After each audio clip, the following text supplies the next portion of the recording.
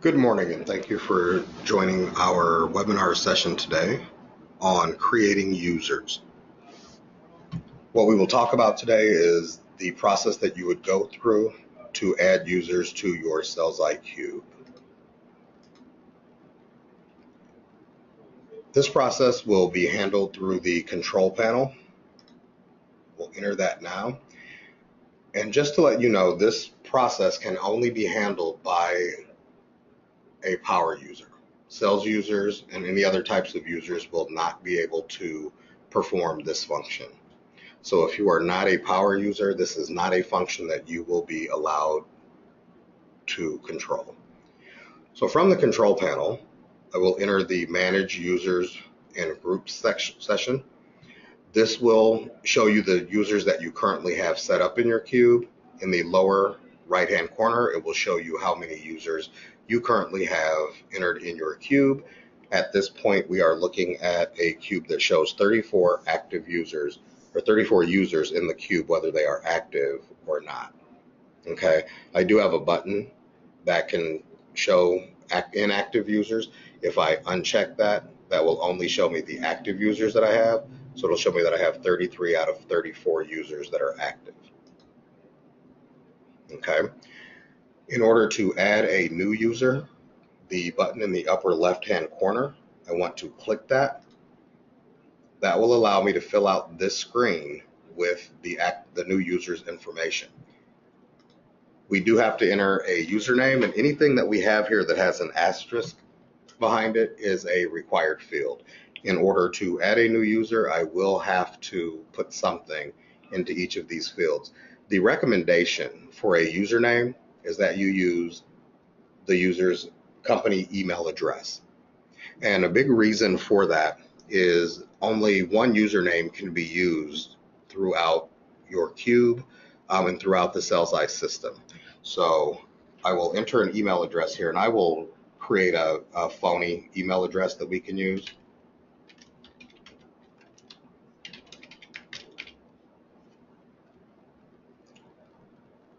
And since we use that as our username, I will put that same email address in as the customer's, or as the user's email address, excuse me.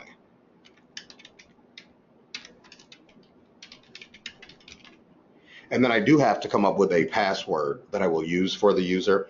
What my recommendation usually is that you create a user or a password, user password that you use for every new user that you set up, and let them know that once they log in for the first time, they are able to go in and change that password for themselves. When we look at this password, we do, if you look in the box below, it shows you the rules that need to apply when you are creating a new password.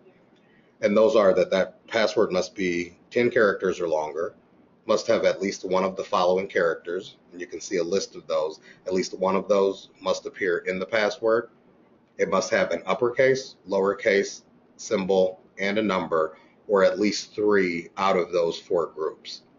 Okay? It should not be a common word and should not be a common phrase.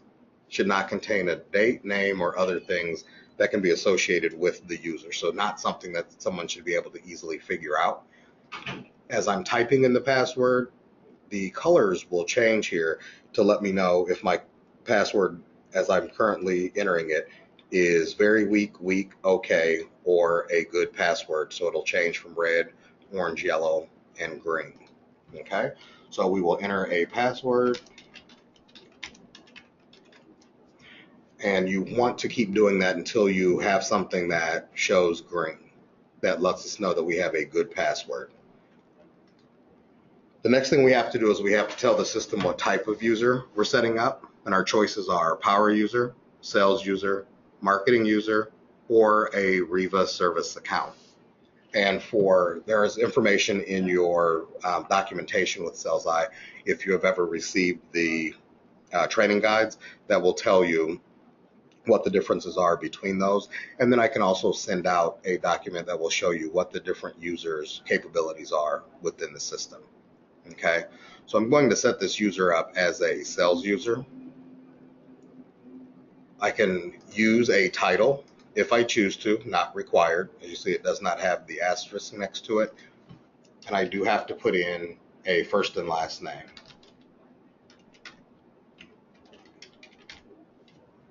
We'll enter that information. I can also put in a telephone number and a mobile number.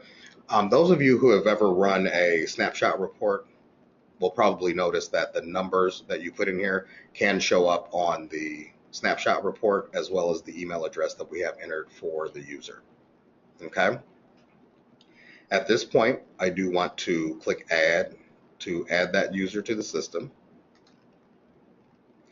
If for some reason you had put in a username that had already been utilized, the system will come up and it will inform you of that. So what I generally will do is create the user, add the user, and then I can search for that user within the list and double click to open that user in order to be able to edit it. So if you ever find yourself in a situation where one of your sales users or a user on your system has forgotten their password and they need you to reset that for them, we can go to the login tab, I can hit reset, and that will allow me to type in a new password for that user. Okay. One of the next things that I have to do is set up a list of functions for the user, and I can tell the system which of these functions I wish to set up for them. So I need to determine if I want this user to be able to print or export reports. And to do that, I simply click on each one of these options. Clicking on print will allow the user to print reports. Export will allow them to export those reports once they have created them. Targets will allow the user to be able to view targets once they have been created. So as a sales user, this will allow the user to view any targets that have been created for them, and they can see where they are in meeting that target percentage-wise. CRM is going to allow the user to access the calendar and the CRM information for the customer. I need to tell the system whether I want the user to be able to create snapshots. Okay, and this is very important for sales users because that is an important report that they will want to go over with their customers in order to do a health check with them. Now, there is also a user that we refer to as a team leader, and this may be your sales managers that have a number of sales users that report to them. You'll notice when I click on this team leader function, there are some other functions that become available. Okay. And you only want this on if you have someone who will have other users reporting to them. I have the campaign manager button. I want to turn that on. That will allow me to be able to go in and create new campaigns if I'm a power user. If I am a sales user, this will allow me to get to this campaigns area to be able to view my customers who are violating campaigns. Okay. If you have purchased in your contract the ability to store documents within your cube, we will have this upload documents feature. When I turn that on, that is what will allow my user to not only view, but upload documents into a customer's record card. Email multiple users. What this will do is in the CRM information, when I set up a call, I can have that call emailed to multiple users. I can have it emailed to myself, but I can also, if I need to escalate something from a call to a sales manager or someone above me, I can actually have the system send an email to that user automatically. When you do that, you want to make sure that that user has been also given the indication that they also want to put something in the call note that tells the user that they're emailing this escalation to what they need to talk to that customer about. Okay. Autopilot. Autopilot is a feature that is used only on a mobile device. And what this allows a user to do is when they're using the multiple device or when they're using a mobile device, if they are in an area where they do not have access to data and they don't have a Wi-Fi connection available, this will allow them with phone calls that have been set up on a previous day to utilize their mobile device without a data connection. And then what will happen is once they return to a good data connection, the changes that they have made in their phone calls while they were in autopilot will automatically be updated into SalesEye for them. And then they can access that information both on their mobile device or through the web application. Okay. RivaSync. RivaSync is an add-on product. If you have purchased the RivaSync connection, which allows two-way communication between Outlook, this would need to be turned on to give that user access to Riva, which will give them the opportunity again to put a call on their Outlook calendar and have that show up in SalesEye as well. New features that we have set up are the restrict, delete, and restrict, edit options, and these refer to the CRM information on your calendar in the My Calls area. So what will happen here, if I have restrict, delete, or restrict, edit on, it will stop a user from being able to either edit or delete calls off of their calendar once they are created. And so those functions need to be set up for each individual user. Okay. Now the next tab that we have is the Groups tab, and this is where I can go in and I can set up a group restriction for my users. This is the area that we would use for a sales user to relegate them to a specific territory of customers that they can access. As a power user, I generally would not set a restriction because I want the power user to see my entire business. With a sales user, the way it works, I set up a restriction, and this will be what allows the sales user to only see their sales territory when they look at reports and when they do account searches as well. Okay. Now, I'm not going to go through how we would go and create a new group. What I'll do is add an existing group to the user that we created. The idea of creating new groups, that is going to be something that would require its own session. So at some point, we will probably have a group creation webinar as well. So look out for that. That is something that you can sign up for individually outside of this session. So in order to add a restriction to a user, I could hit this plus sign, and this will show me all of the restrictions that have currently been set up. And what I will do is I will choose one of these restrictions and attach it to this particular customer. So what I've done is I've added to this user two restrictions, one for sales rep Chris Samuel and one for Darren Franklin. We might have multiples because we might be setting up a sales manager, and that sales manager needs to have all of their sales users' territories set up here. Now, what may be different is as a sales manager, I might have a region that I manage or a branch. Those can be set up as restrictions as well, and then I can just add that restriction, and that will encompass all of the sales users that I am linked to. At this point, once I choose a restriction, I can click the Add Group button, and that will add that group to the user.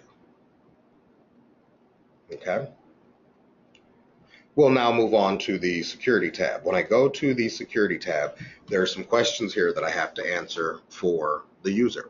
So you'll see here, it asks you to please set a security level for this user and access to the CRM module for customers that are out of the user's permissions groups. Please note that this ignores group restrictions and will allow access to the chosen items.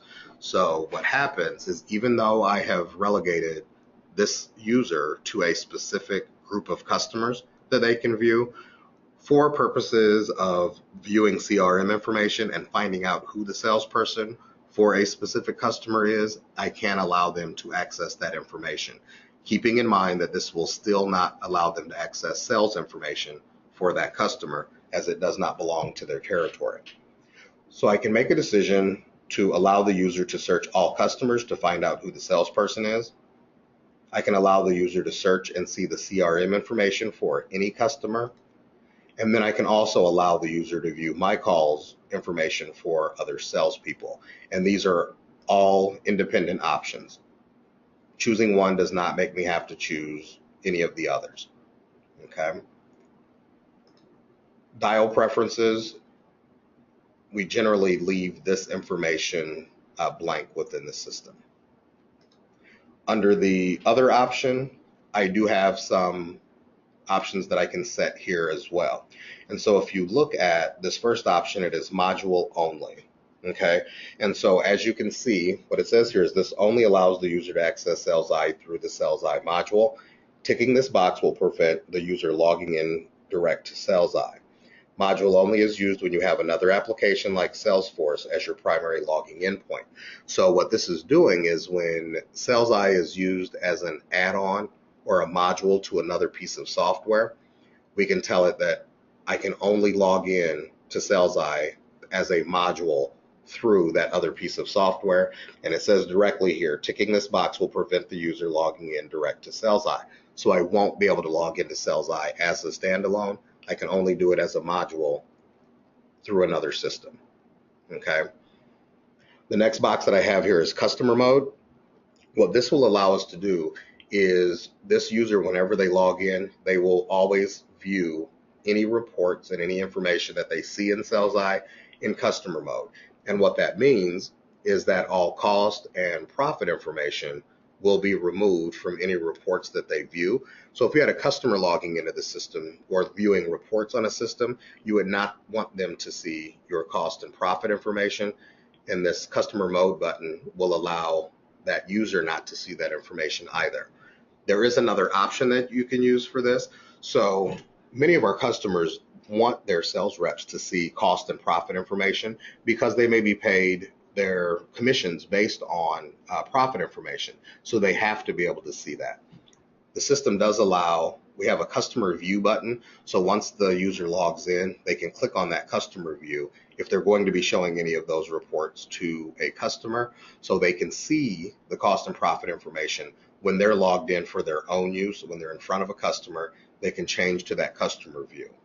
And one other piece of information that I will give you is when a user logs into their mobile device, they can log in using the customer view or customer mode during that session, so that anything they do in the session when they're in front of the customer will be in customer mode.